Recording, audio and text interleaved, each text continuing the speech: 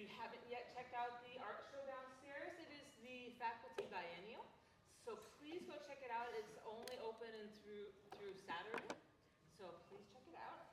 And today we are super lucky to have the SmallTalk Collective here to share their work and talk about their collaborative artwork that they do and what it really means to have a collective.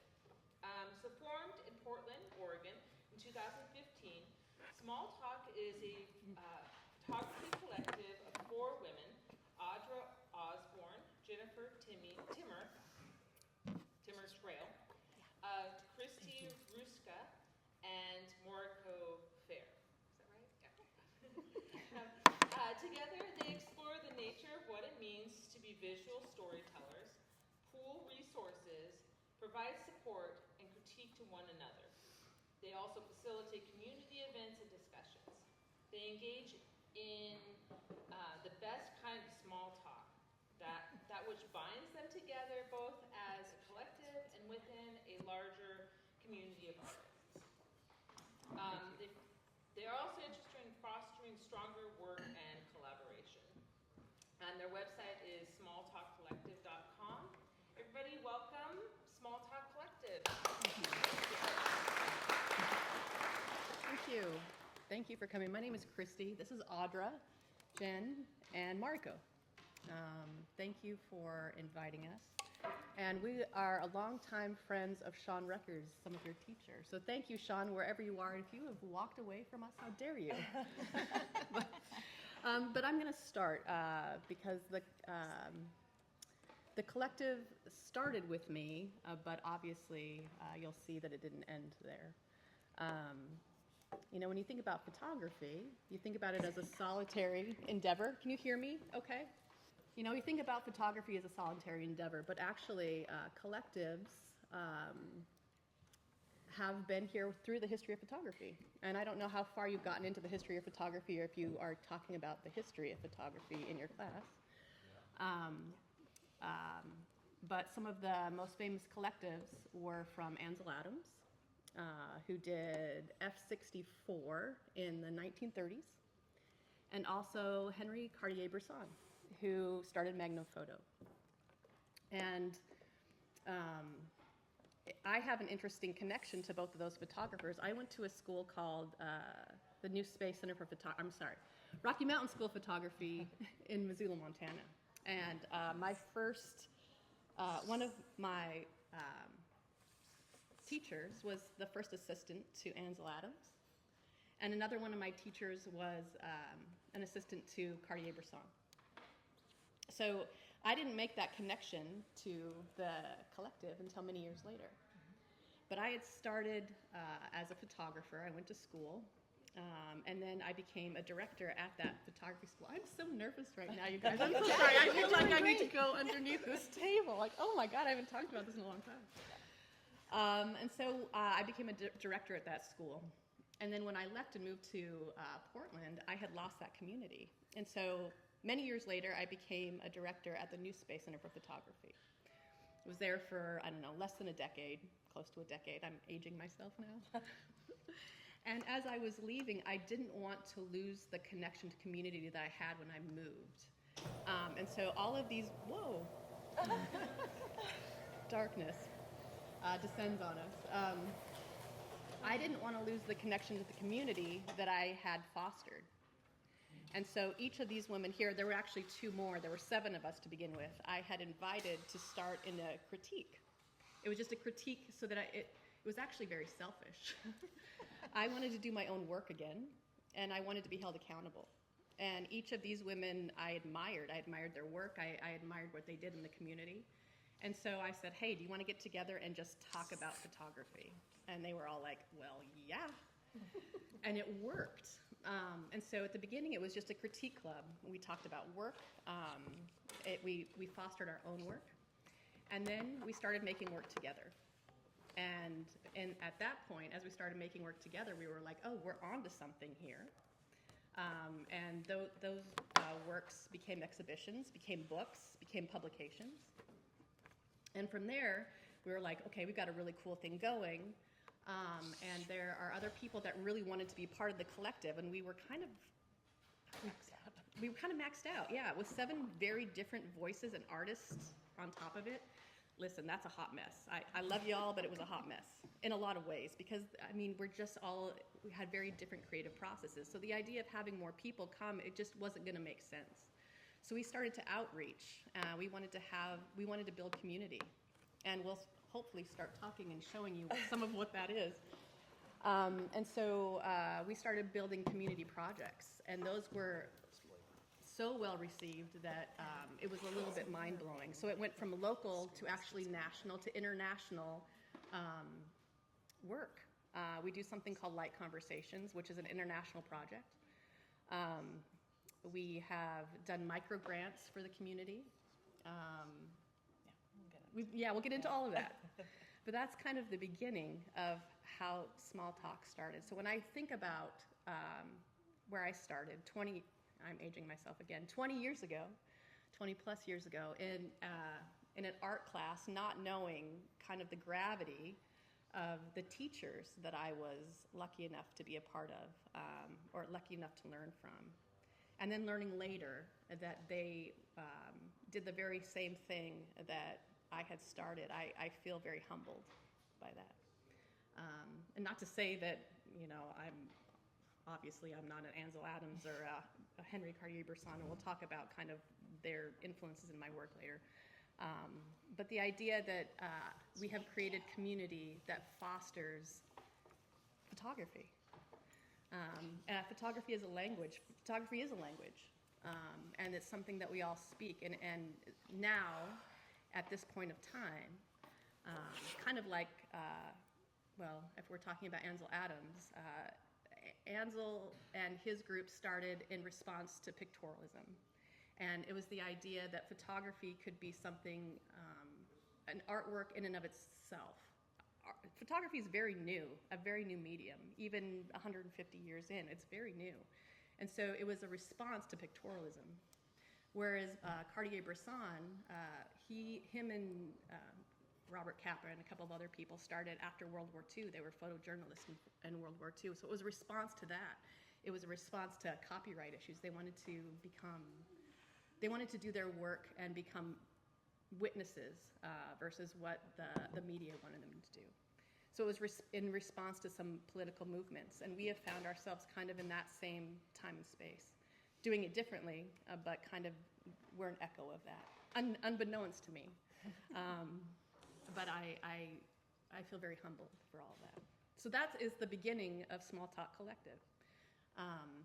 We'll talk about our work, and then we'll talk about the collective itself. So, okay. Next. Thank you, God. Okay. All right, Jen. Okay. So, we thought we would each talk about our own story just a little bit before we dig into what we've done together. So this is a long bio on this slide. I put in kind of italics what is important here. My photographs explore the longings that exist within relationships. Things we wish we could hold on to but can't, and the nostalgia that accompanies the process of aging. So really what I've found over the years is that my work kind of follows this thread. So we'll dig into that a little bit. Next slide.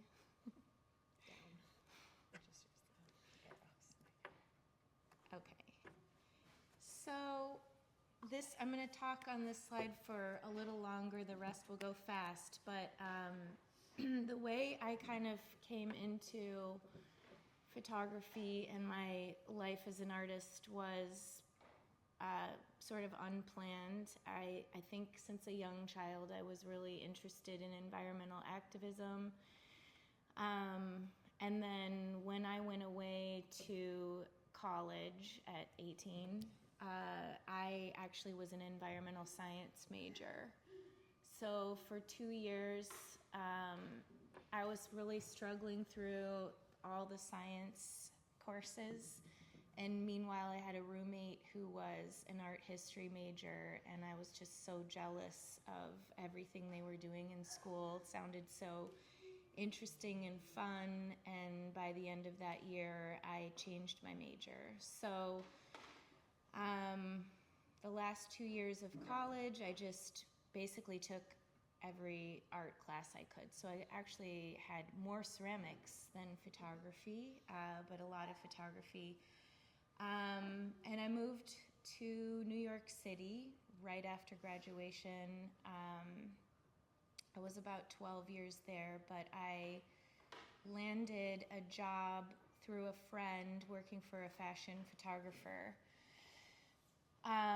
So my first 2 years, I was really kind of submersed in the art world in New York. I was going to openings all the time, constantly looking at art and being surrounded by artists. And I was always carrying a camera on me, but I wasn't really making any work that had any real meaning. And then I think it just sort of happened. I read an article in the New York Times about the Love Canal, and I ended up passing through Harrisburg, Pennsylvania once, where the meltdown had happened at the nuclear plant, 3 Mile Island. And I just felt really moved to make pictures there. And then it became kind of an obsession. I feel like the internet was still really new at this time, but somehow I stumbled upon a database that had super fun sites in every state. So I started traveling to whichever ones I could get to, and making this work that sort of satisfied the environmental activism and the desire to sort of make beautiful pictures. So this is what this body of work was, and I worked on it for a long time. It sort of ended abruptly when I got pregnant, because I started driving to these sites and shooting as a pregnant woman and starting to feel like it was potentially unhealthy for me and the baby to be like breathing the air and things like this. So, but I did use this work to get into grad school. Okay, so the next body of work, I made a lot of work in grad school, kind of trying to figure out where I wanted to go, but I had moved to Victoria, British Columbia, so I was living in a new place out of the country, and sort of struggling with all the things that go along with being in a new place and having a young family, and so I was using the camera a lot to explore my surroundings, but also sort of the idea of female desire and questioning kind of the relationship that I was in at the time. So this is when I started to realize that I was really interested in human relationships. So I think before it was kind of human relationships with the environment, and now I was moving into human relationships with, each other. So that was my thesis work. It ended up, it was called I Found You in the Dark. I made a bunch of pictures in my final year, and this was also the first time that I made a book. So this was part of the thesis project, was we had to publish a book. So there were many, many versions of this book before I sort of figured it out. I still don't know if it's figured out. But the interesting thing it was also a real exercise in learning how to show work. The top photo is the exhibition in Hartford, Connecticut, and then the bottom photo is the exhibition in New York City. I thought I had this great idea of exhibiting on a black wall, a big black wall, and realized once it was all done and hung that even though the pictures were quite big, that it made everything feel really small and sort of disconnected. So then the next time I tried, all the pictures really pushed together in a small space. So it was a fun way to experiment with bookmaking and also exhibiting the work.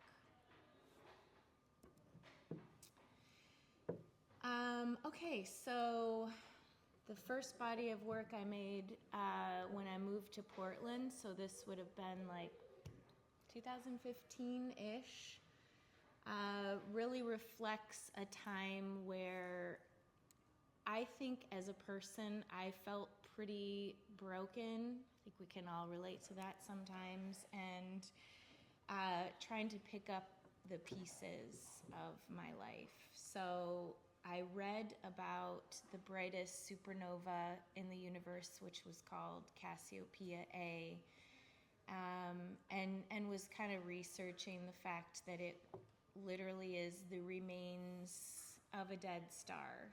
So I was really struck by the idea that what remained after it exploded or imploded could be more beautiful than its original state.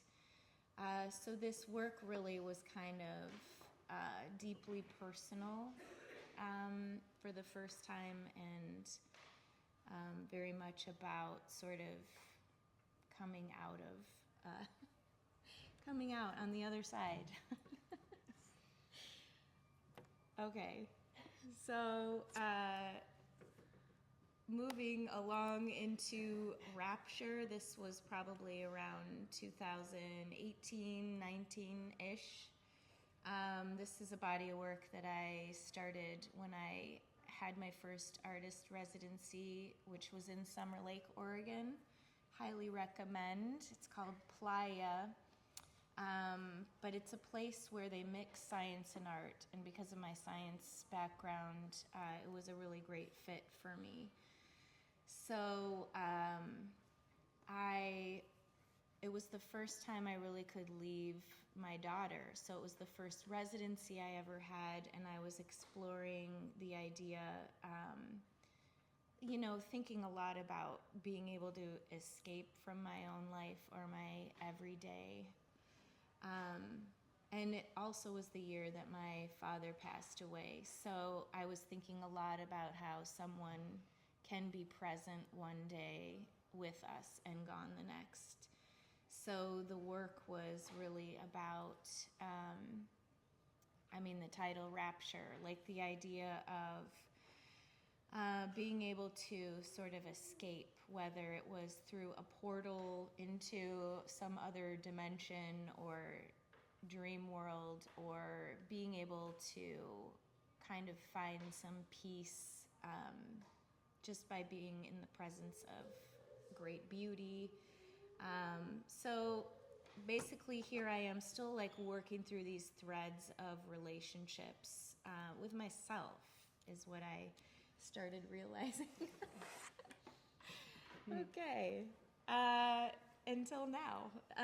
So this work was around 2021. It's called Saccharin, and it started right around the 13th birthday of my daughter. I feel like overnight she was a teenager and was really, in a lot of ways, unrecognizable to me. So the work was really about the changing of our relationship, and also that sort of sense, as a parent, that sense of loss. Like the young child is kind of gone forever, and you have this new human that you're getting to know. So this was a really fun body of work to make that ended up overlapping COVID.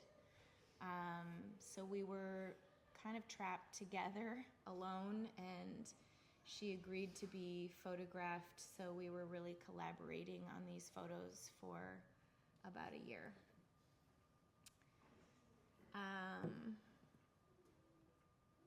So we will talk more about Old Futures Gone, but this is a body of work that SmallTalk Collective, we each made a body of work with this prompt.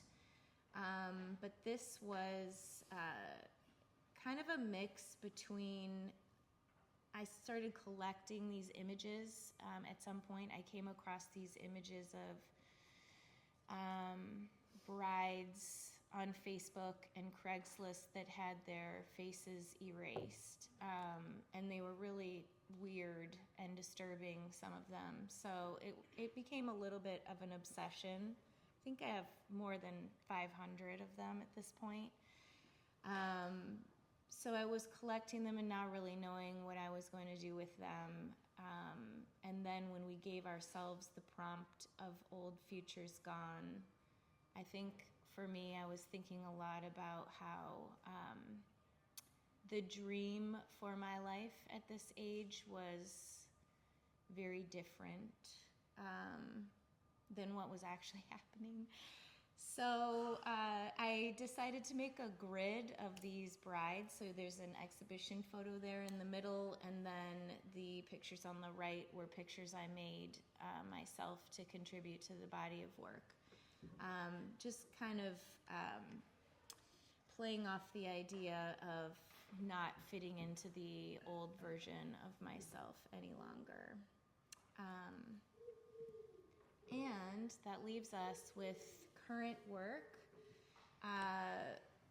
Another star name, but I guess it was about a year ago, I was looking into the night sky and there was a really bright star, so I found it on that Skyview app. It was called Alphard, which in Greek means the solitary one. So I'm still kind of working out what this work is about, but it feels very much like something's brewing beneath the surface. I don't know, it feels a little witchy at times. And so I also feel like I'm a more authentic version of myself as an artist, which has taken about 20 years. So this work feels like stepping into my power a little bit more, maybe. But we'll see. So these are very new images, and I'm very much in the middle of this body of work. So that's sort of my trajectory from where you guys are until now. Yeah. Audra? Yes, me next. Okay. Hi, everyone. I'm Audra. I'm probably going to go a lot faster because I don't do public speaking, and Jen is a teacher, so she speaks a lot more eloquently than I do.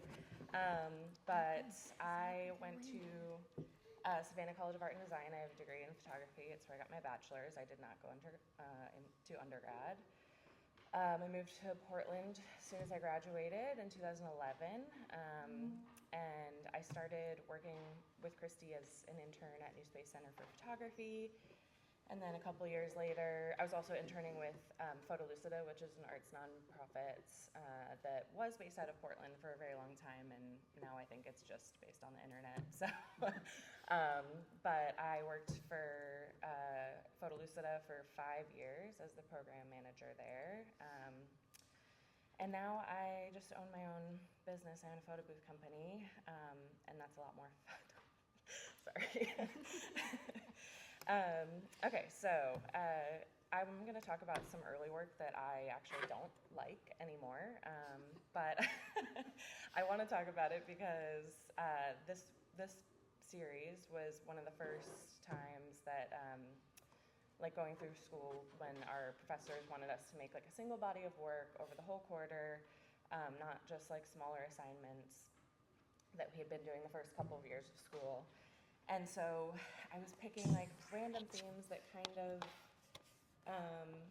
sort of meant something to me, but that I wasn't really like digging into. I wasn't really getting too into it. This particular project, I also really like weird photographs, so I wanted to take faceless portraits so that the viewer felt like a little uncomfy viewing them, even if they don't really recognize why right away. And so in my statement, I talked about like not always feeling seen and feeling uncomfortable in social situations. The next project I did, also a theme. You can tell I used a prop in this one. This was my 4x5 class, so I was, this period was really about like actually like slowing down, shooting very intentionally, because it took a long time to take a single photograph. But this also was kind of about like my wanderlust. I wasn't super happy living in Savannah or in the South in general, but you know, feeling kind of trapped there. The next project I started, this was the first time I picked up a Hasselblad, and this became my tool, and I really think it like helped define my personal style.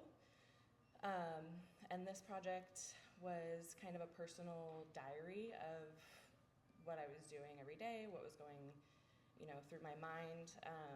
And again, this was like a kind of exploration of like why I was feeling uncomfortable and unhappy in my life, but also at the same time, like really loving my friends, really actually loving school, my job, my apartment, all that stuff, but still like also hating where I lived and just the dichotomy of that and like trying to figure it out visually. But yeah, this is the first time that I really felt like I was like stepping into my own personal style.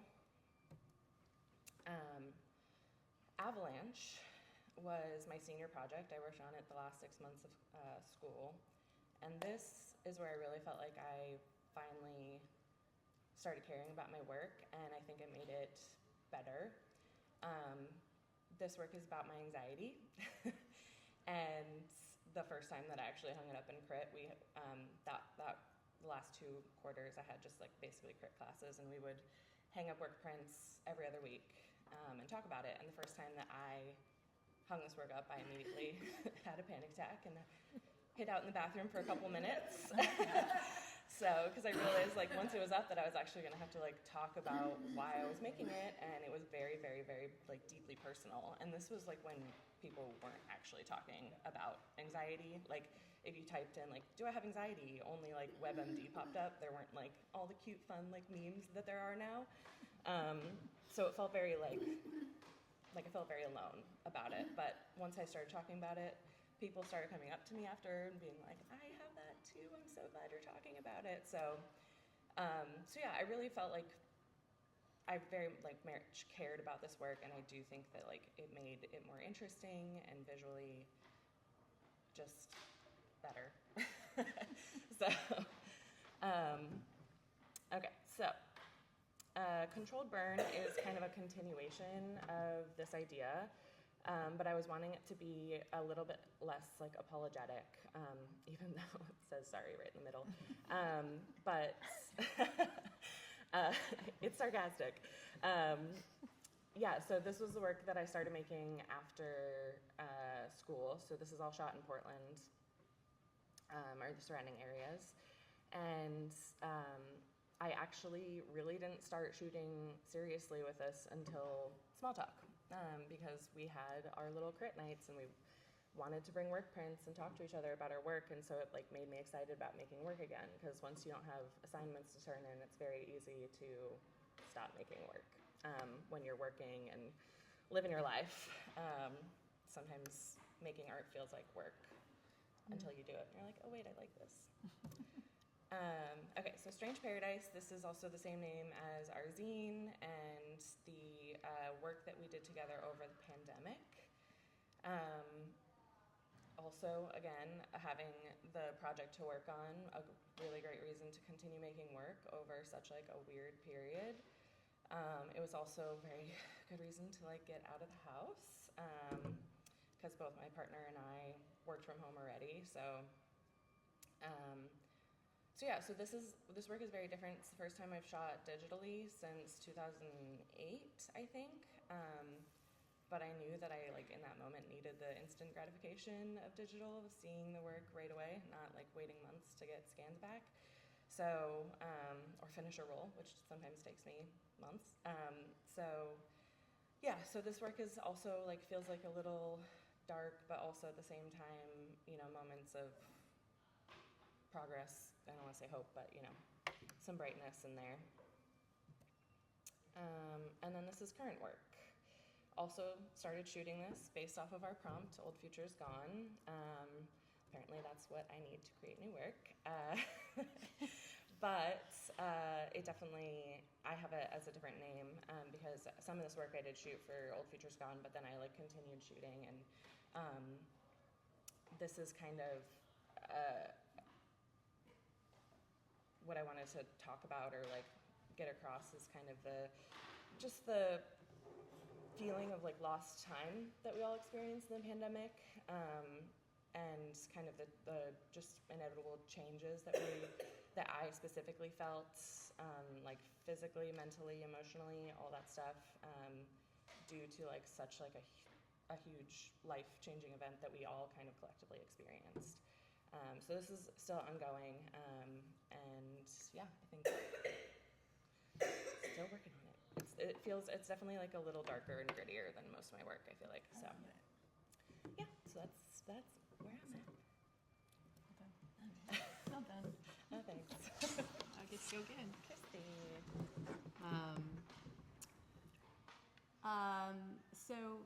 Interesting. I've never seen it that big before. What's interesting about that photograph is that that's all done in camera. That is kind of a throwback to where I started in photography school in some ways. Like I was saying, I went to a school called the Rocky Mountain School of Photography. And we learned a lot about technique because of the background that we had. I mean, being a first assistant to Ansel Adams, there's only a handful of them in the world, and only a handful of them that are still alive. And so when I first went to photography school, it was right at the cusp of when photography was making its transition into digital. And so I learned very hands-on in the darkroom and Ansel Adams' zone system, and then moved into the digital realm and learned. So I kind of learned from deep technical work. Did you talk about the zone system? No. Okay, I'm not gonna. We talked about F64 and pictorialism. Okay. Oh, you did? Yeah. Okay, awesome. All right. I don't think we need to go Relevant. into that. Yeah. So for this particular talk, it was a lot about technique. And then as I moved further into schooling, it was a lot about meeting a moment. And then, so I guess my background, I've worked for a lot of different nonprofits and education places throughout the country. I've been very lucky, and I've gotten to meet and work with world-renowned photographers. Again, very, very lucky to be able to sit next to some of these people and see how their progress, the way that they work and their progress, and how it kind of informs my work. But yeah, this is just a slow shutter, or that was just a slow shutter speed. There you go. But it looks like it's something that's done digitally or with Photoshop, and it's not. Okay, go on. Yeah. So this is my early work in school, and you can kind of, when I talk about Henry Cartier-Bresson and this decisive moment, these photographs were the first time that I realized that I understood what he meant by that. These are of my kids at the time, and the decisive moment is that moment when everything comes together and you have to be ready for it. And he was well known for it because he was a photojournalist, and he had a book called The Decisive Moment, and he coined the term. And so specifically the first photo there with my son was the first time I was like, oh, I understand this. Like, oh, and I love it. Like that moment when you feel it, when you hit that shutter and you know that you've got it, oh my God, that's church to me. And so my early work, I really chased that feeling. I really did. And I think that the top one of my daughter, that's film. And I also had that feeling as well of, okay, for whatever reason, I get this.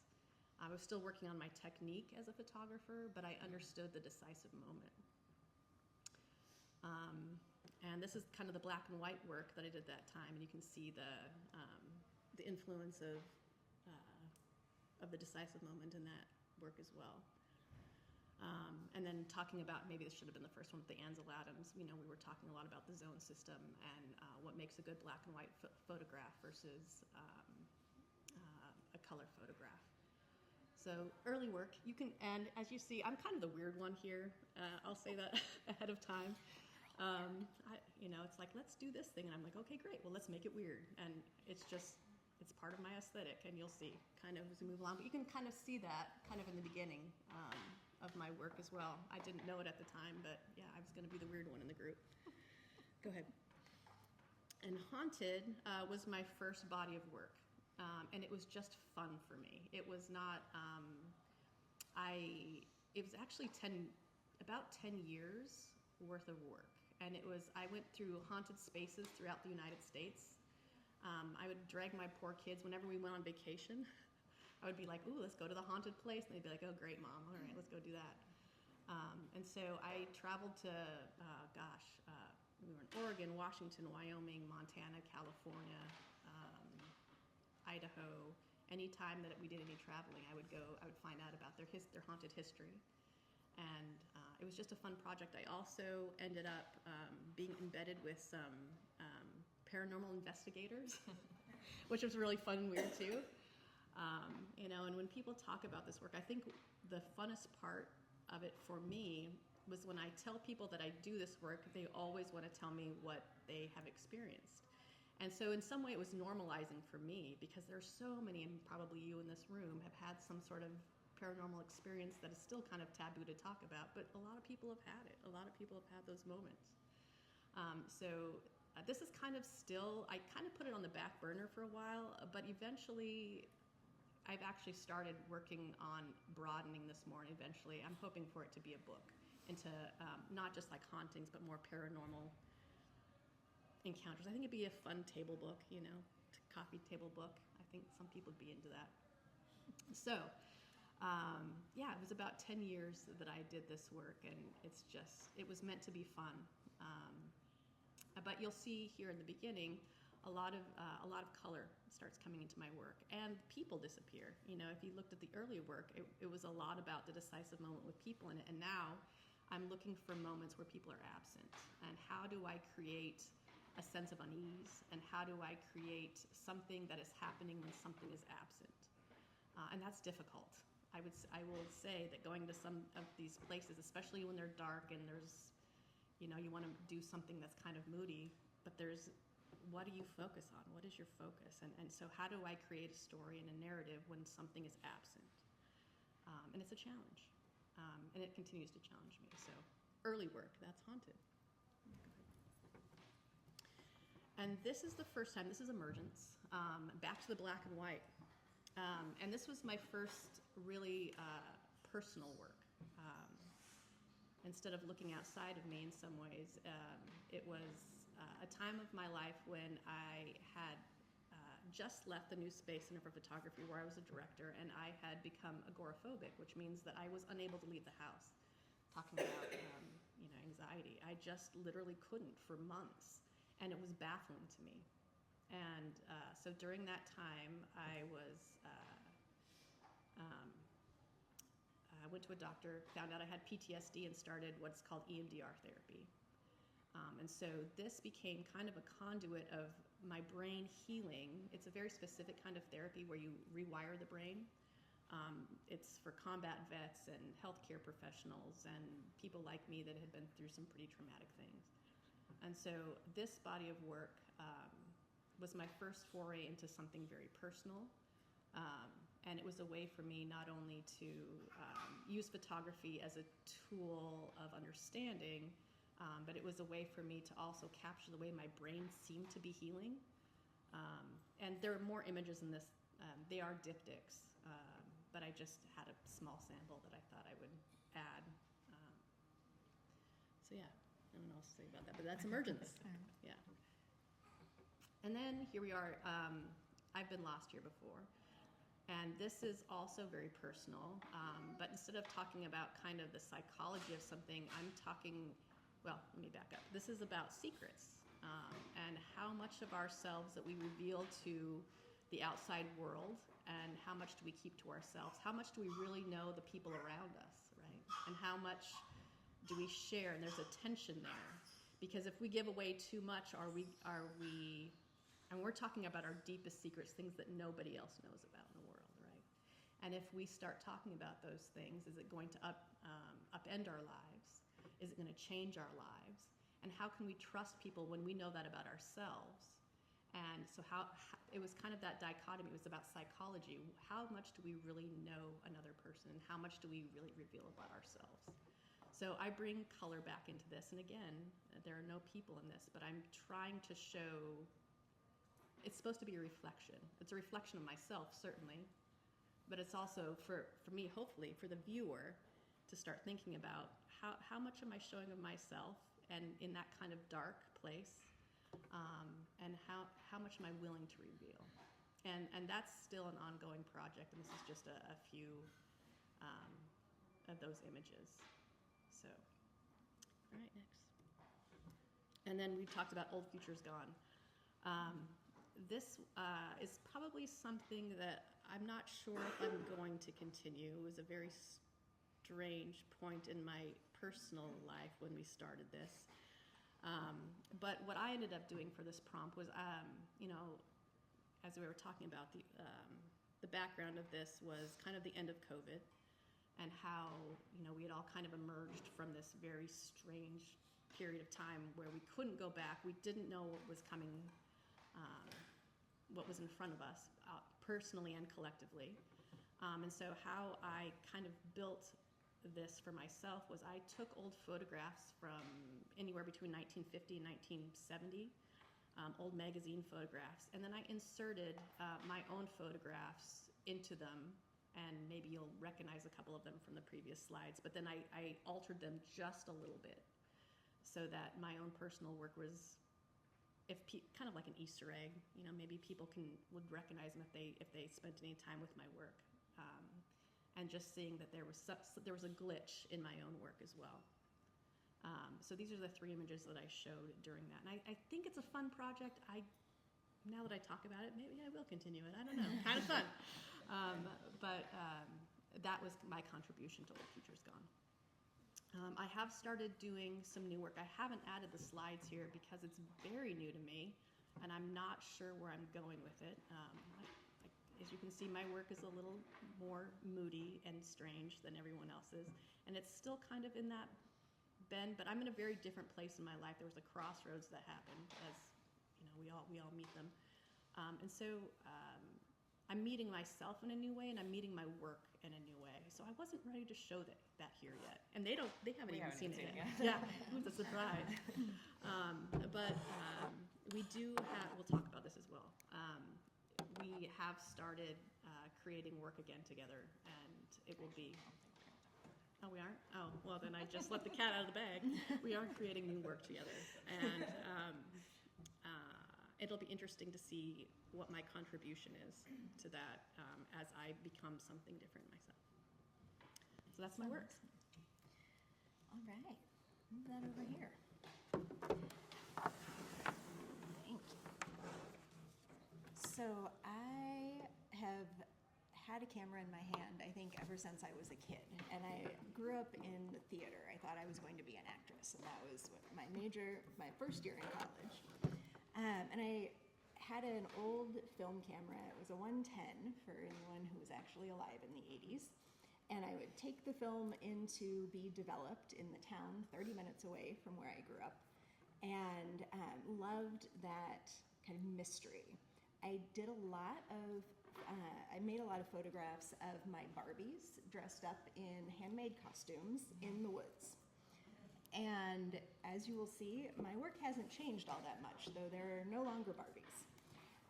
It's always been about storytelling for me. And I got 2 degrees in photography, PNCA, and then the Academy of Art, and I taught for a number of years. And I made a really intentional choice my first year in undergrad, I think, to not make photography the thing that I had to do to make money. So photography for me has always been art, and it's always been passion. And I've worked in a variety of other settings, but I think that that choice for me has been really pivotal in getting to just like explore and create many different types of work through the years. I started out with storytelling. This was mostly film. I shot film all throughout undergrad and started using a digital camera my last year in undergrad. A lot of the earlier work that I made was based in fairy tales and mythology and telling or retelling stories that were somewhat familiar to people. You can also see the theater background there. I loved getting people dressed up. I did a number of projects that were story related, so the hero's journey or the tarot deck, things like that. And then I went to grad school and started making more personal work. I also had a professor point out somewhere in grad school that a lot of my images, both the slide before and this one, obscured the face. So I think a lot of us talked about that. For me, it was partly this idea of, I think, safety a little bit. It's really strange to show yourself in an image, at least it was for me when I first started doing self-portraits. I also had this idea of a more kind of universal story or theme being interesting to people more than my own life. And I had a professor who kind of pointed that out and said, like, why are you erasing yourself? And I realized that when I was teaching, a lot of women specifically do that in imagery. It can be intentional, it can certainly be valid, but I think it needs to be something that you're choosing to do. And for me, when I started shifting to telling my own story and exploring like my relationship with nature, for example, in these images, which is really important, and trying to really evoke an emotion, that started to shift how I wanted to appear, I guess, and how I wanted people to interact with the images. It's also kind of scary, like many people have talked about, to finally, kind of tell your own story and stand in that discomfort and also that power of being visible and deciding that you're going to kind of let people in. This was the work that I did my last semester in grad school, so I had wrapped up my thesis. And like Audra said, I think it's really hard to make that transition from being in school and having assignments that you have to turn in and deadlines and a reason to shoot every week. So the program I was in did what we called a bridge project, and you had to start something new. And I didn't know what to do. I sometimes make the joke that MFA stands for the Marriage Falls Apart degree. And I was in the middle of a divorce at the end of my grad school experience. It's true. Sorry, everybody. So just know that. I think a lot of it's because you're really exploring personal things. You're putting so much time and energy into your art or into whatever your graduate school program might be that I had been married for 10 years and that fell apart. So these images were made in the hotels and friends' houses that I stayed in during that divorce process. So I left and went back and got kicked out and went back, and it was a very traumatic time. And so I chose the outfits that I was wearing, and then I kind of just responded to the scene that was there. I don't know if you can see the expressions, but this was not something that I could act or create. It really was just like capturing a moment. And I tried to do some of these images or some similar images about a year later and couldn't recreate them. It's like, for me, when I look at these, I look pretty dead or dissociated. And that's not something that I could do again. So it really is a moment in time, luckily. Then I decided that I would just keep going in the personal work because at this point I had kind of peeled off the seal. And I was a resident in San Miguel de Allende, Mexico for the San Miguel Writers Conference. I was their visual resident. I was living in New York at the time. I wasn't sure what I was going to shoot when I was going down there, which is strange for me. I tend to think about my work in advance, and I journal a lot, and it's often based in some sort of preconceived concept. And so going into this residency, even before I got there, I felt a lot of pressure to like have it figured out.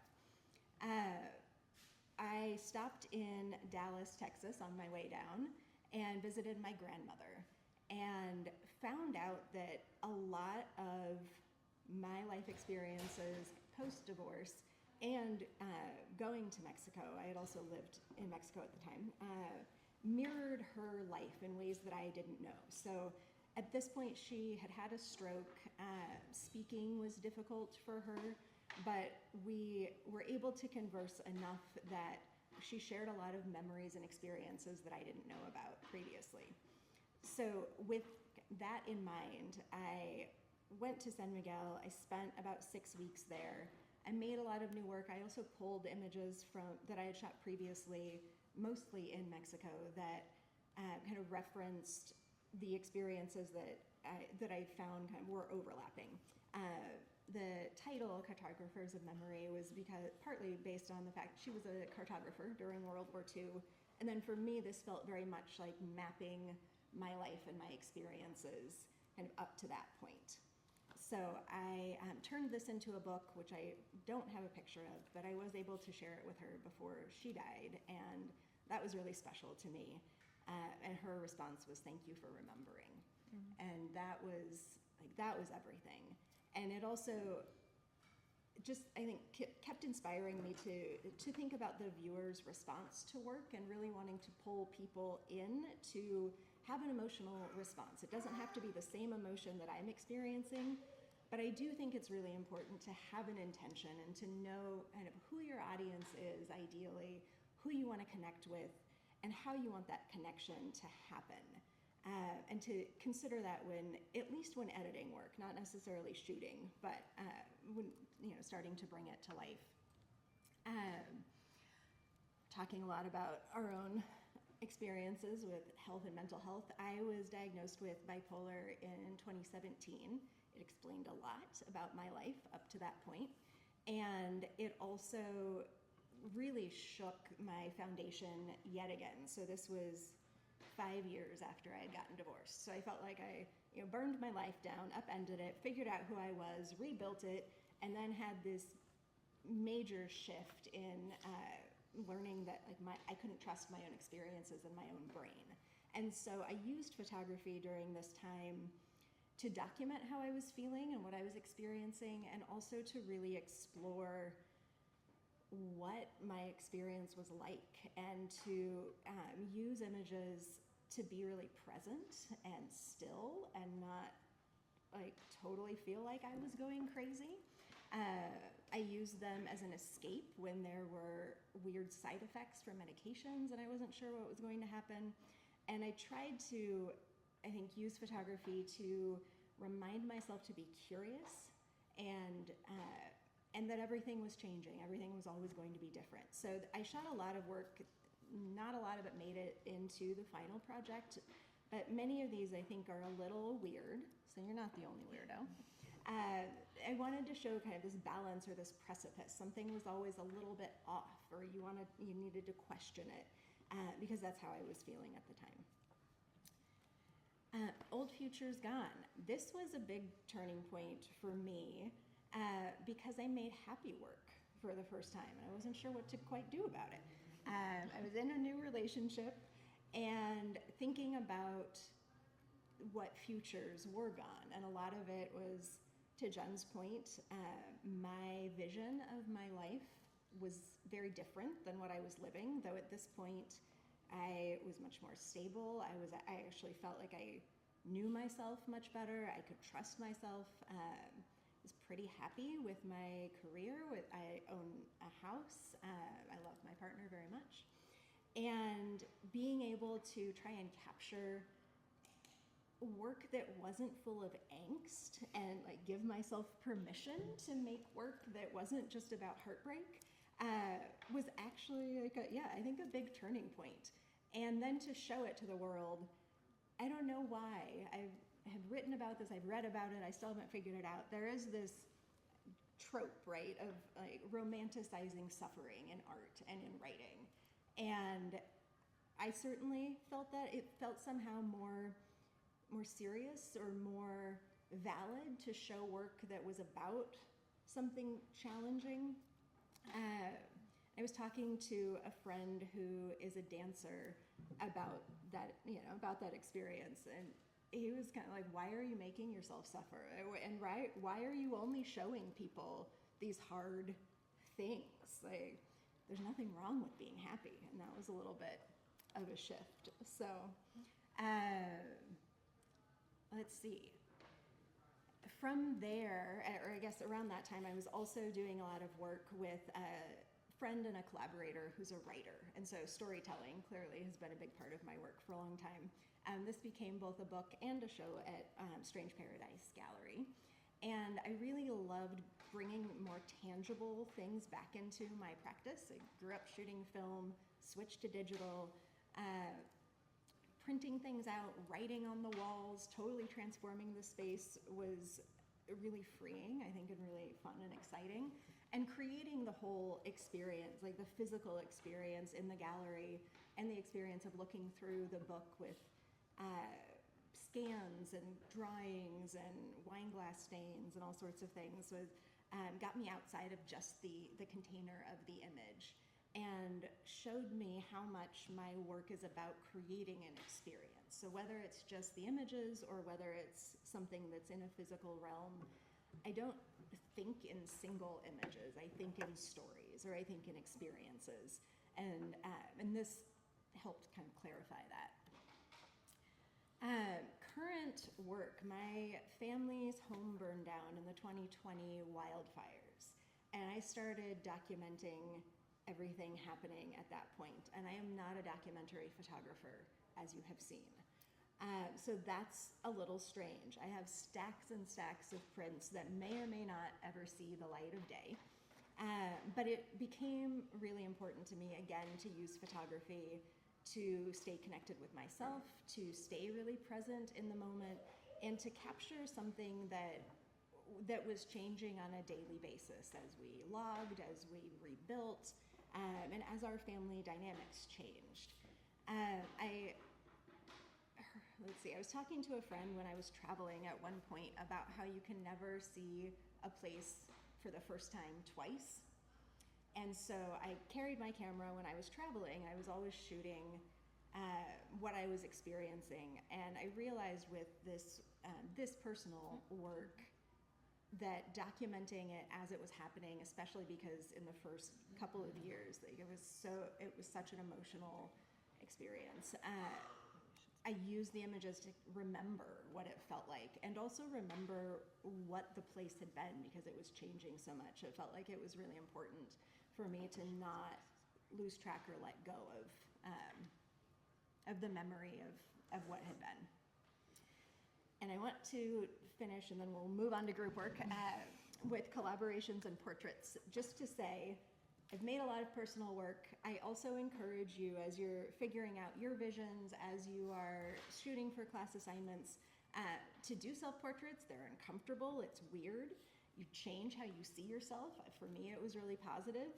And also to work with other people. So the images of the woman in the water, that's my sister. We've been shooting Ophelia since she was 10 years old in the first one. My best friend is in the middle. He's a performance artist, and we love telling stories together. And then the others are portraits and editorial work that I've done. And building relationships with the people that you're working with, I think, can also have a huge impact on your art and on helping them feel really seen and valued, which is part of what I'm doing when it's not just fine art. Okay, group work. So, Gabriel, are you okay?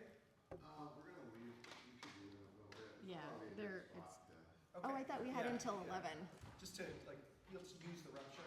What's that? yes. Should we use the Some- rupture of the group work? Some classes You guys are need to go. started The one early, that so started at like 9. their class Oh, started at I'm 9. so sorry, you guys. I Yeah, thought we had no, until no. 11. You're good. Actually, you're still on cue. We're Okay. We're pressing pause. We're for a pausing. second. Basically, one class has to go.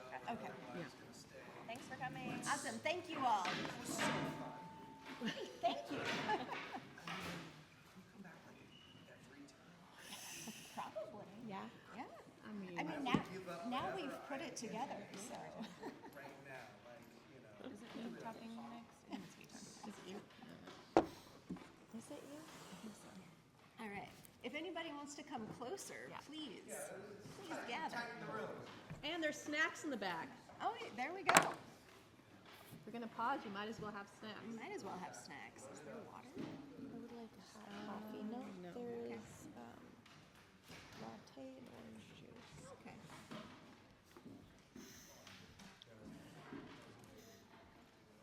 Mouth. Anxiety mouth. I was gonna shake right out of my chair at one point. I was like, that hard. Okay, so All right. Well, do we need to do is that? Do we need to introduce anything, or we want to just keep going? So let's just keep going. Okay. I mean, It's fine. Yeah. Okay. Yeah. So as we said, we started as a critique group in 2016, 15. 15.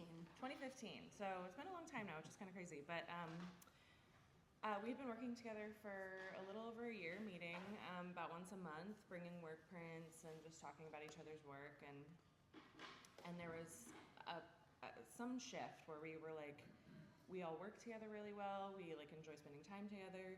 And like when people would bring different work prints, like we were like, hey, some of these actually look good together. Like, should we try doing a group project together? And so we decided that if we were able to get a grant, we would do a project together. And it would be because we were super ambitious and a little crazy. We wanted to do an exhibition and a publication for Portland Photo Month, which is in April. We applied for the grant in, I think, like November. We received the grant from the Regional Art and Culture Council, RAC. They're an amazing organization if you ever need a grant. We received it in the beginning of January. The show was in the beginning of April. So we picked a prompt, which is how we do all of our group projects. We like talk about some sort of theme, whatever, and picked a prompt. Within a month, we gave ourselves a month to shoot new work. The next month, we edited it, picked the exhibition photos, and then also the photos that would be in the publication, and then another month for the actual publication of the book. It was we do not recommend very that. intense process for our first group project, but it really did show us that we were capable of doing this, and like that we worked really well together, which we were a collective of 7 at the time. And so 7 different voices, 7 different ideas, 7 different schedules. It was lives. Yeah, we all had like multiple jobs and kids, and yeah, so it was a lot. But we realized that we were really good at like splitting duties. So like Jen and Leslie at the time were on like publication. I feel like I was definitely part of like the editing group, and we all had like we were able to like divide and conquer basically, and keep on schedule. I guess we were really good at creating agendas and meeting minutes, and so yeah, it all came through. The prompt for this particular project was the Tibetan Buddhist tradition shul, which is an impression. So shul can also be described as the hollow in the ground where a house once stood, the channel worn through rock where a river runs in a flood, or the indentation in the grass where an animal slept last night. So the remains of something that once was there. And so we all interpreted it very differently. It was also like the worst time of year to be shooting in Portland, but the work that we created together was really beautiful. We do have a copy of the book. Yes, we brought here. those. Looking through it? Yes. Yeah. There's only a handful left. I don't think we have any left for sale. That's just one of my personal copies. But yeah, so it was intense, but it was really lovely, and it really like set the tone for what we would be doing as a collective from then on. Did we print 100? 150? There's an addition 120 number in or the back. something? I Yeah, I don't think we remember. sold 100. Yeah. Yeah. Okay. Next one. Jen. Oh, me. So after that, I mean, I think it was actually the same year. It was, yeah. Yeah, so in July 2018, we were invited to do a show at Redux, which was a space on Burnside, which is no longer there. And we decided this time we wanted to do something we had just gone through that project, so we wanted to do something a little more laid back, a little more fun. And because of the nature of the space, something that was, a little more accessible, both visually and with the price. So we decided to do a poster show. We thought a lot about like the heat of the summer and like city lights at night and like vintage Vegas, and we decided to pull from our individual archives and kind of come up with some poster images, and then we also decided to design and print a postcard pack. We have one of those up here too, which said "Greetings from Heartbreak City." Heartbreak City was the title of the show, but you could actually mail the postcards out if you wanted, or keep them as a collection. And so it was just a really nice, fun, easy group project that we did together and printed locally. Easy, but we still spent a lot of time. Yeah.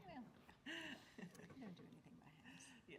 So yeah, here are some images from Heartbreak City. Yeah, it was fun. It was, yeah. Yeah. Cool. Who's next? So our next body of work was called Rumors, and really what it was, we had gone back to our origins of making our own personal work. And so initially it was just meant to be a group show of personal work. But when we started pulling it all together, we realized that not only did it make sense as individuals, but together it was creating another story. And so we just went with it. And we showed this work at Wolf Gallery. I don't know if Wolf is still there. No, Is it's it? not. No, Wolf Gallery isn't there. And then this was also in conjunction with Photolusta over Portland Photo Month. Portland Photo Month. Mm-hmm. And so it had it. This was 2019. It surprised us that it had a voice of its own with all the members. It was actually a wonderful surprise, I think, to all of us. Yeah. But that is. Yeah, typically when we show our work, we intermix them all together, but this we did like individual, Yeah. like groupings of our own work, but it still like flowed really beautifully. Yeah. So. So that was Rumors. So because our work was working so well together, and let's see, New Space closed, which was a gallery, and Wolf Gallery ended up closing, we were thinking a lot about how to involve the community and be involved in the photo community beyond just a critique group or our own work or having our own gallery shows. So we decided to open a gallery and project space. We had a great vision for this. We signed the lease on March 1st of 2020. Like pause for laughs. 2 weeks before. Yeah, so it sat empty, unfortunately, for almost a year. And we, as a collective, went through a lot of changes during that time as well. We ended up down to 4 members, and keeping a lot of the vision that we had to show work by historically underrepresented artists, emerging artists, maybe mid-career, but people who didn't have a lot of opportunity to show in more established galleries, and to try to have work that was accessible visually and at a price point that wasn't scary, because we want we want our work and other work to be a part of people's lives. I think beyond just like going to a gallery and having it feel like it's kind of other and maybe you're inspired looking at it, but actually being able to bring a book or a zine or something kind of into your own collection. So we used Strange Paradise as the prompt, and it also became the gallery name, I think, because it felt very much like a strange paradise to us in the pandemic. We created a zine, we have a copy of that as well, with these images, and we did it over Zoom, which was very different than how we normally work. We often get together, we print out images, from some of our first meetings. We would bring our work prints, look at them, edit them. That was how we would sequence our books and our own exhibitions from the last few slides. And here we were, all stuck in our homes over Zoom. We needed a prompt. We needed something to inspire us to keep shooting, like Audra was talking about. But editing it and combining that work, not in person, it proved to be challenging. It took months. It took months instead of, getting a show from inception to exhibition in 3 months. So, but it also, again, gave us something to keep shooting and a prompt to keep going. So, let's see. So one of our later shows in the gallery was Old Future's Gone, which you've heard a lot of us talk about. Jen. Oh, that's me. So this was 2023. A lot happened in the gallery in between, but we'll go into that next. But in 2023, I feel like we were all a little burnt out. We felt like we were spending more time as gallery administrators and curators than we were making our own work. So we made the decision to give up the space, which was super sad. But we wanted to have a big, giant closing party, and we thought, well, it's dumb to just have white walls, and what can we do in the space for the party? And we gave ourselves sort of the permission to pick another prompt, make some work kind of quickly, and also hang a show that we considered were works in progress. So that's really how Old Futures came together. It was based on the idea, which has been mentioned a couple of times, that the future that we all anticipated, both in the space and in the world, mostly politically, was shifting. So we all interpreted the prompt in our own way, and then just had fun mixing our images and hanging this work in progress exhibition, which was really like one night only, right? We had 2, I think. 2 openings? Yeah, opening and closing party. Oh, Yeah. okay. Because we had prom. Right. We had 2 events at the end, yeah, so. All right. So let's talk about what happened in the gallery in between those times. Or before the gallery. Or even. Yeah.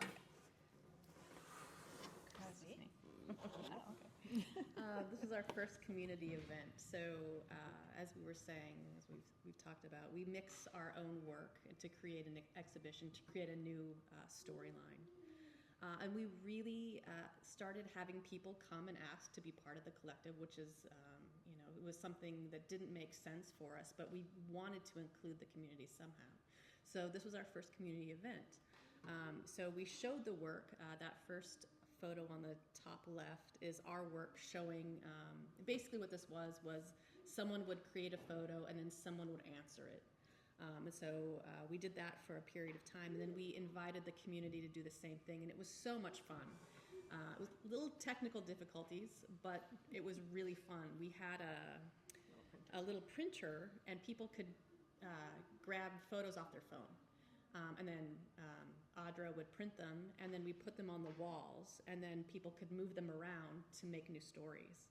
And it was so well received and so much fun, and I think that was the first time we recognized how we could impact community and create community together. And it's just kind of moved forward from there. I think it's me again.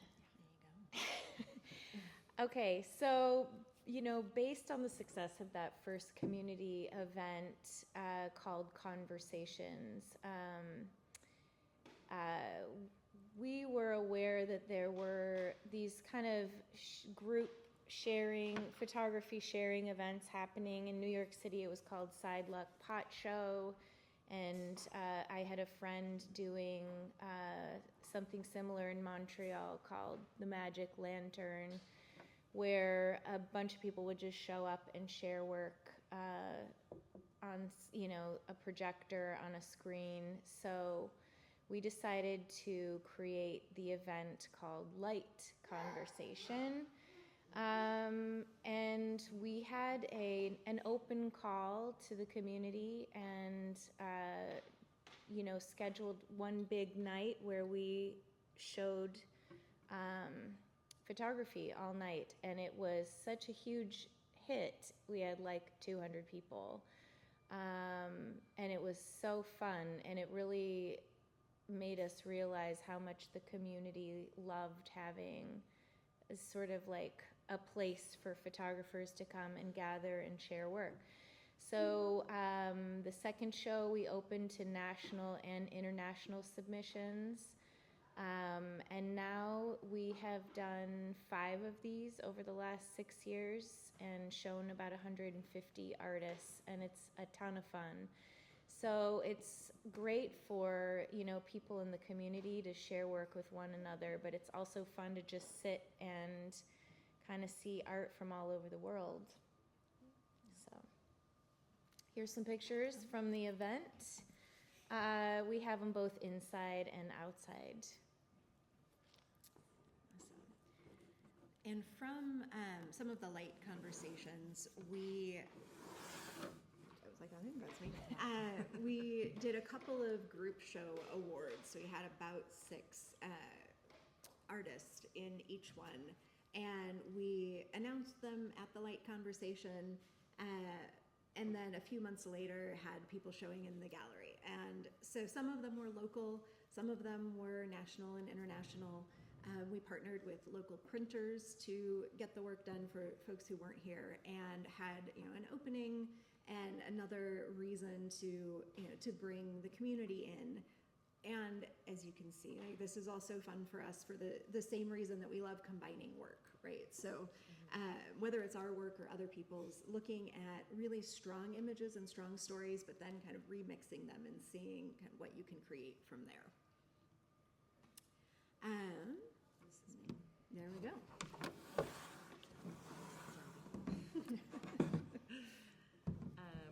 Okay, so Reverberations is a project that we also got a RAC grant for, and it was awarded to us before the pandemic started, so we ended up having to restructure what we were going to do with that money a little bit.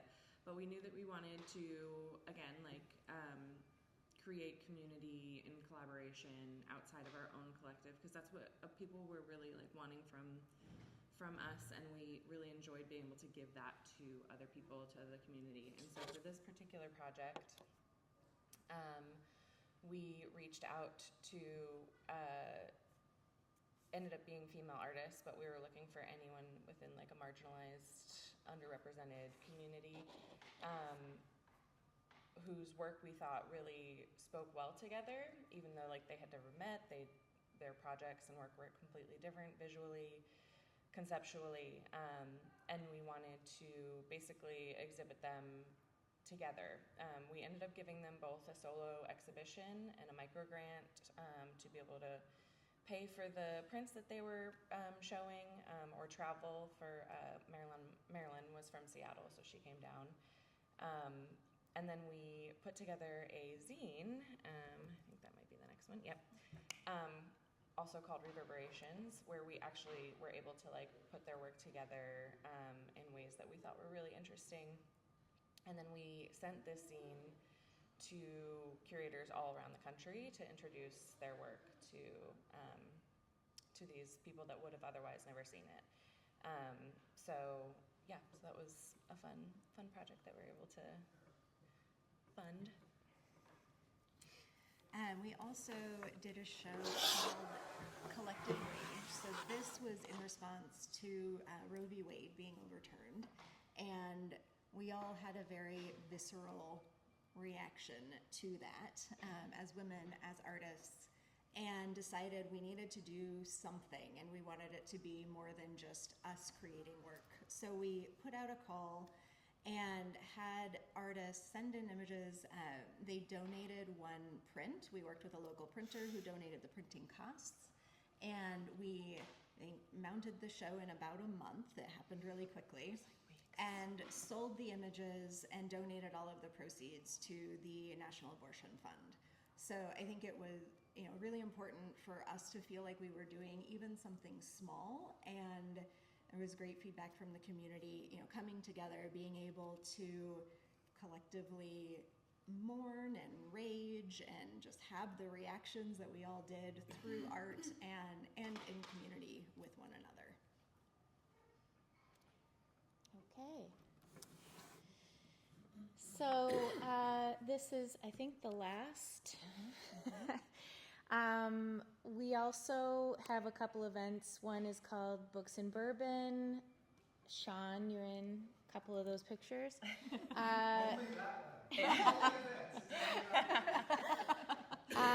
And Artist Happy Hour. I do really like, it's so obvious sitting here that the name of our collective is SmallTalk, and really the thread all the way through our own work as well as our events is like the conversation that our work has with one another, or the people we show have with one another.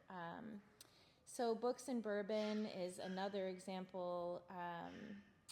I love collecting photo books. I have a bunch of them. So I think the first one was in my living room, and then we just started having these from time to time in other places where we invite a small group of people to bring a photo book that they want to critique, discuss. We share the books. We talk about books in kind of a living room setting. It's really fun. And then just this past September, we had our first Artist Happy Hour, which was an idea of ours and also Borderline Press. So we did it as a collaboration, and we had it at Oregon Contemporary. All of these events are really the way that we've been able to create community for ourselves and for others. In this sort of photography world, once we do not have that sort of like educational structure anymore, or just being in school constantly surrounded by people who inspire you or are making work alongside of you, I think we have all experienced a time where you feel really disconnected from everything, or having like artists around you. So I think this has been the main goal for us, is just having accountability, inspiration, just community and connection. So that might be it. That's it. And we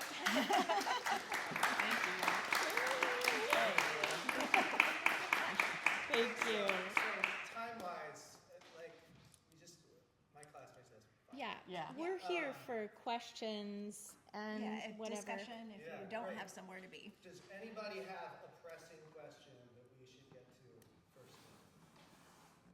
I have approximately 1 million. Okay. Perfect. But I want to sort of open it to the room first. All right. Since we only have what we have. Yeah. Lightning Oh, round. there's one question. Oh, wait. We got you. In one of the photos that you did, I've been trying to work on capturing this, and I was going to look it up. I figured I'd ask you.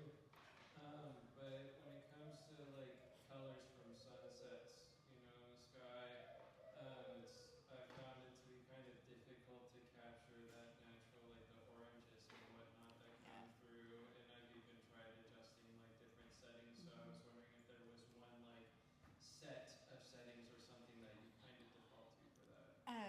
say shoot multiple, shoot for the shadows and shoot for the light. And then if you're shooting digitally, and at this point I mostly am, and so I use Photoshop now like I would use the darkroom, but for things like that, or if you have bright highlights and dark shadows in the woods, something like that, just bringing them together, and I think that helps me kind of marry them.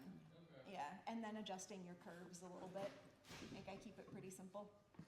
And there's a good reason for that. The eye is miraculous. Cameras in general can only see about 7 stops of light and shadow at the same time. And so that's when you take a photo of the sunset and you're like, why doesn't it look anything like this? It's because your eye is just magnificent. So the camera itself, like I said, maybe 7 stops, whereas your eye can do 100. And so people don't know that, and so that is why she's saying do multiple, and then put them all together, and then it'll be as close to the eye as possible. But you don't have to do 100, you can do 2. It's true. Yeah, Usually do 2. 2 suffice. Two's great. Right, Yeah, baby. but there's a reason behind it. Hey, well, so can I just do like a super lightning round? Yes. Yeah. All the rules Because I are want winded, so my it's students not- to sort of take this. You guys talked over and over about creating prompts for yourself and collectively, right? To sort of guide you in your shooting. My class, that's where we are right now. It's sort of, I've given you some prompts to sort of play with, but there's this moment where it's up to you to figure out what you care about, right?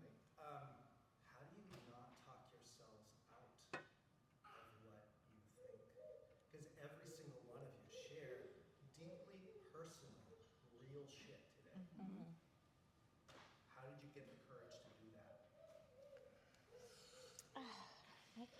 I mean, time over time for sure. Like that's when I look back at the old work that I don't really care about anymore. Like when I was talking about what I do now. Like it was all about like my feelings, myself, like neurodivergence, like, but I wasn't really delving into it yet. It was very surface level.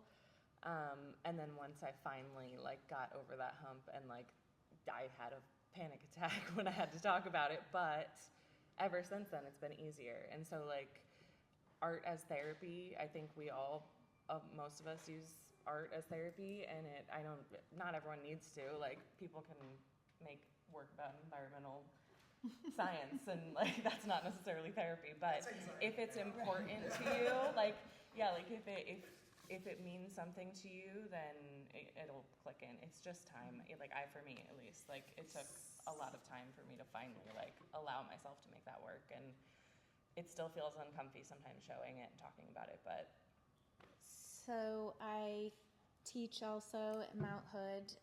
One of the things that I always tell my students is to think about a story that they can tell that no one else can tell, and this always generates some really incredible work. And I think that I use that on myself also, and that is part of a challenge that I've always had,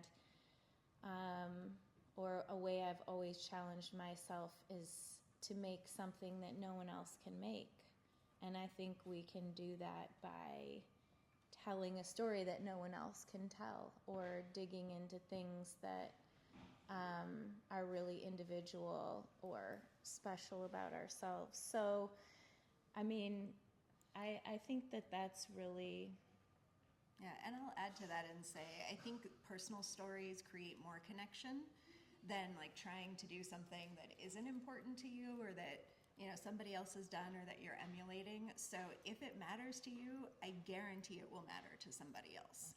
And I've seen that with work that we've shown, galleries, with my own stories. I think there are more people than you would realize who are going to care about what you're creating, and it can spark a lot of interesting conversations, visual or spoken.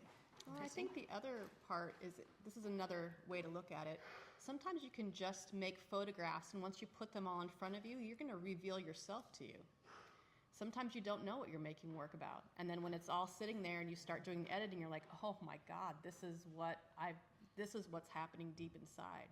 And that's kind of how I work sometimes. I know I can kind of work both ways, but I know especially with emergence, I didn't know what I was shooting. I was just shooting. And then as it all came together, I was like, okay, I understand this. And it was kind of like, okay, this is another way that art works. Yeah.